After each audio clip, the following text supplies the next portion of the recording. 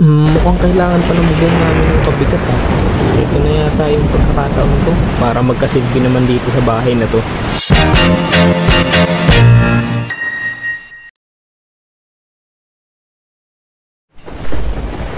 Bagyo Experience.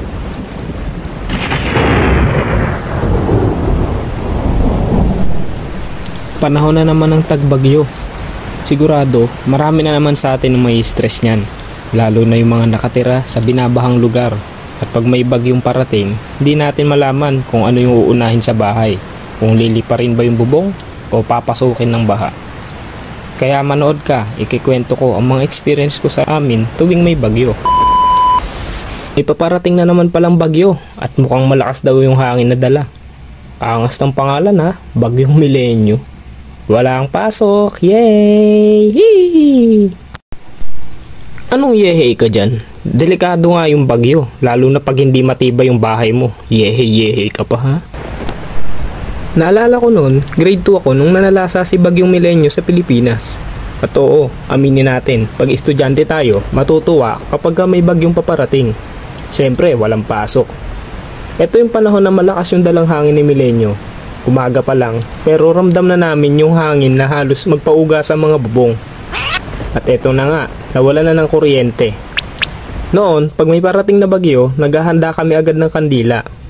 Pero dahil mabilis tumaubos, gumagawa na lang yung nanay namin ng homemade gasera. Ito yung nasa garapon na gas na may tela sa loob ang nagsisilbing mitya. Mas malakas pa to sa kandila. May radyo din kami noon na nilalagyan ng battery. Kaya kahit mawalan ng kuryente, may update kami sa balita. Sobrang lakas ng hangin, nadala ng bagyo, napilitang magkansela ng pasok, pati yung mga nagtatrabaho. Naalala ko, umuwi yung tatay namin nung bumabagyo dahil sa lakas ng hangin. Natumba yung napakalaking puno ng mangga sa harap ng kalsada sa tapat ng bahay ni Lolo. At walang makadaan dahil nga nakaharang dito.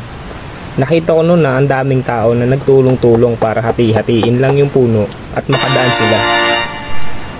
Kapag may bagyo, tinatali namin yung mga bubong namin sa haligi ng bahay para makasiguro na hindi madadala ng hangin. Maswerte pa kami nito nung panahon na to dahil hindi binabaha yung lugar namin. Pero nakakatakot din dahil parang liliparin na yung bubong. At syempre, tumutulo na yung mga bubong namin. Mukhang kailangan pa ng bubong namin ng pabigat ha. Ito na yata yung pagkakataon ko para magkasilbi naman dito sa bahay na to. Okay na ba? Hindi na ba umaangat yung bubong natin? Oo, okay na. Diyan ka na lang ha. 10 years ang nakalipas. Isa ko pang experience noon kapag may bagyo ay noong 2014. High school ako noon. At hindi ko na maalala yung pangalan niya pero halos kasing lakas din siya ni Bagyong Milenyo. Nung panahon na to, awarding dapat namin sa journalism contest. Pero dahil sa pumasok na yung bagyo, na-postpone yung awarding. Ay naku naman, isang linggo pa maghihintay. Anyway, bakit kasi pinayagan makapasok yung bagyo na yan? Lagyan naman kasi nila ng gate. Dumating na nga yung bagyo nung mga oras na yun. At oo, ang lakas niya, nakakatakot. Natatakot kami dahil gawa lang sa plywood ang dingding namin at yung bubong namin ay medyo mahina na ang kapit. Malala pa dahil yung kwarto ko, doon nag-umpisa yung matuklap ang mga yero. Pagsilip namin ay umaangat na yung bubong ko sa kwarto at pati yung higaan ko ay basang-basa na sa ulan. Kitang-kita namin nung umaangat na. At yung kalahati ng bubong namin ay medyo umaangat na din. At wala kaming ibang dasal kundi humina na sana yung bagyo. Nung medyo humina na yung bagyo, kahit malakas pa yung hangin sa labas at yung ulan, ay lakas loob kaming lumabas ng tatay ko para magtali ng bubong. Habang nagtatali kami, ay kapos yung alambre o yung kawad na dinala namin. No choice kundi putulin yung sampayan ng mga damit para lang may maitali. And yes, naitali na. No, keypad lang yung phone ko at my phone yung brand niya. May flashlight to sa likod at matagal malobat. Sa sobrang tibay niya, halos mabasa na siya ng ulan ay gumagana pa din. Kitang-kita ko kung paano padapain ng hangin yung malalaking puno na nakapaligid sa amin at kung paano liparin yung ibang bubong ng kapitbahay. Siyempre, after magtali ng bubong, medyo nabawasan yung kaba namin. Kaya mapapahigop ka talaga ng mainit na kape. Sarap. Kaso wala akong higaan, nabasa ng ulan. Gising magdamag, salamat din sa phone kung may flashlight ha, na itali ng ayos yung bubong.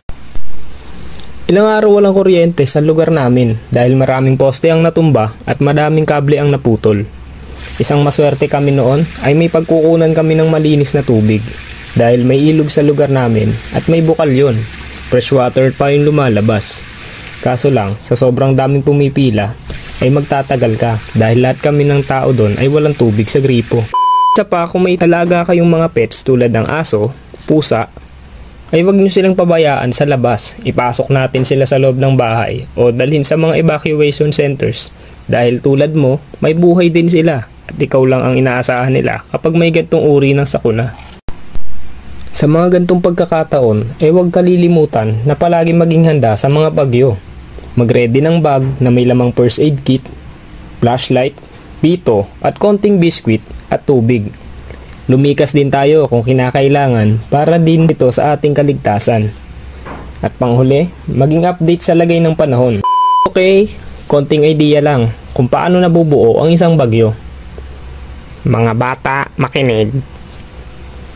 Dahil sa init ng karagatan na dulot ng global warming ay nagkakaroon nito ng water evaporation at naiipon nito sa gitna ng dagat. At siya namang nagiging isang bagyo na siyang pumapasok sa ating bansa. At isa pang mahalaga, magtanim ng puno at alagaan ang kalikasan para hindi tayo mapahamak sa mga bagyo o malalaking sakuna. Malaki ang role ng puno dahil kaya nilang pigilan ng pagbaha, pagguho ng lupa at kung ano-ano pa. Huwag magputol ng puno at huwag magtapon ng basura sa mga ilog. 91% sa inyo ay hindi pa nakaka-subscribe, kaya mag-subscribe ka na. Walang bayad yan. Shout out sa mga sumusunod.